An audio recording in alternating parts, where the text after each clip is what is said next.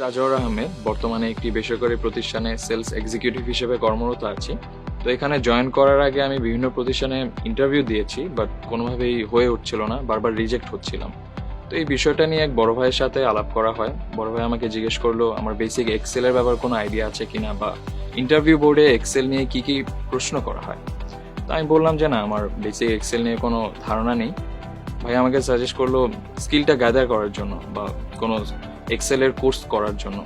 দেন ভাই আমাকে bright skills এর কথা বলে এবং আনোয়ার স্যারের কথা বলে। পরে ব্রাইট স্কিলস থেকে ম্যাজিক ইন এমএস এক্সেলের উপর আমি কোর্সটি সম্পন্ন করি এবং ইন্টারভিউ বোর্ড জয়েন করার পরে আলহামদুলিল্লাহ আমার চাকরিটি কনফার্ম হয়। দৈনন্দিন অফিস ওয়ার্কে এখন ডেটা সেগ্রিগেটিং, ডেটা সর্টিং এবং ডেটা অ্যানালাইজিং নিয়ে কাজ করা হচ্ছে।